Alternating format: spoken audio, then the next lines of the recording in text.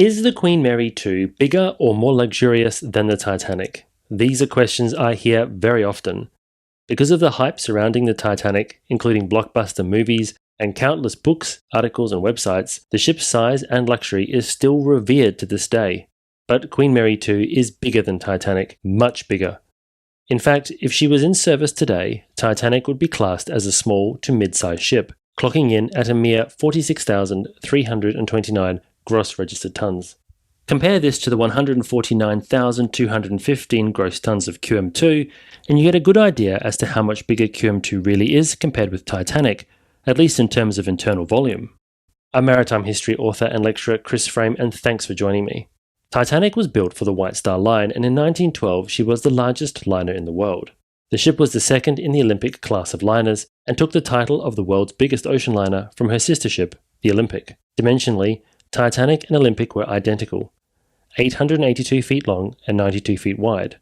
While the two ships were almost twins, Titanic was modified slightly to give the ship a larger internal volume, thanks in part to screens added to enclose the first-class promenade. This is actually a really handy way to differentiate the two ships. Queen Mary 2, on the other hand, eclipses Titanic in every measurement.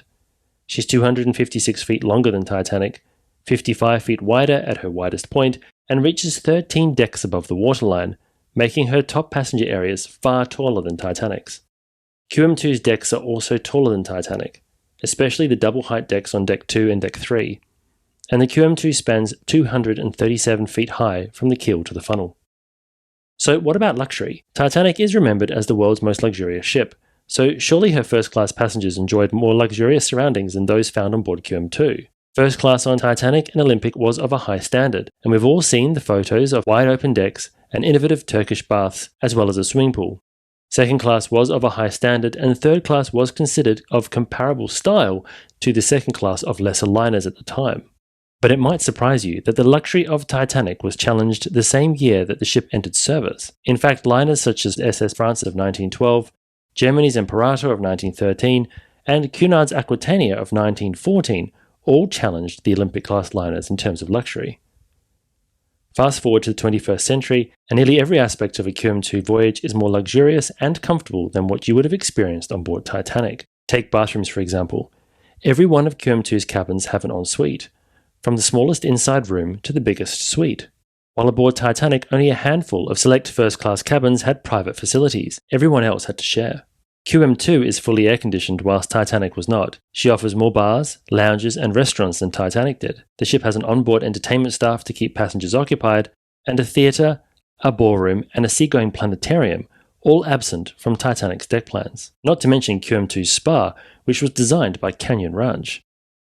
QM2 also offers a high percentage of balcony accommodation, while only a few select first-class cabins had their own veranda on board Titanic. QM2 also has no second or third class. All passengers are welcome to enjoy all of the ship's amenities, with the exception of a few small select areas reserved for the guests in the top suites.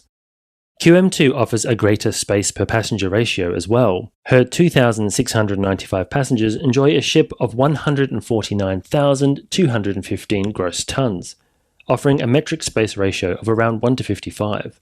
On the other hand, Titanic carried 2,435 passengers, and as the ship was just over 46,000 gross registered tons, that offers an imperial space ratio of 1:18.8, considerably less than Queen Mary 2.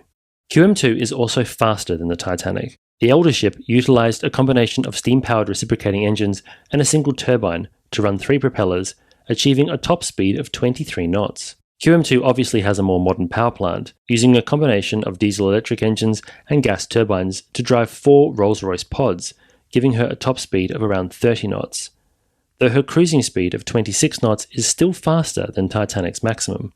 So the last point that I often hear is fame. Which ship is the most famous? Well, QM2 is considered one of the most famous ships in the world, given to her status as the only active transatlantic liner in the world. But many people point out that Titanic is far more famous and better known, and this is probably true. There are so many books, articles, videos, websites, and other documents written about the Titanic it would be impossible to count them all.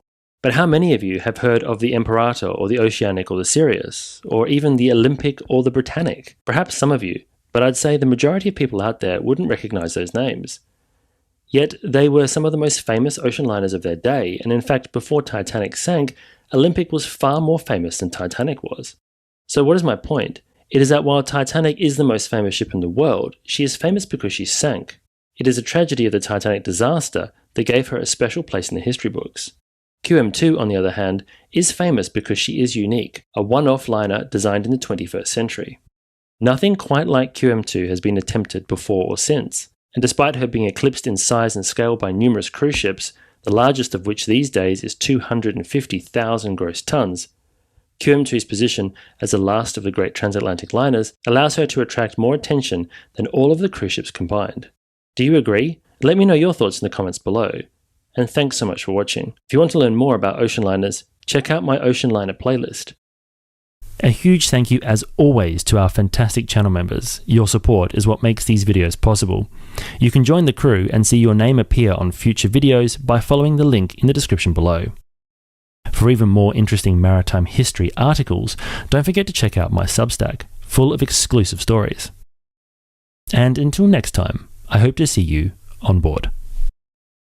This video is brought to you by me and my new book, The Evolution of the Passenger Ship. In The Evolution of the Passenger Ship, we've brought years of research together to create a book that takes you on a journey from the earliest sailing ships right the way through to the modern behemoths that we see today.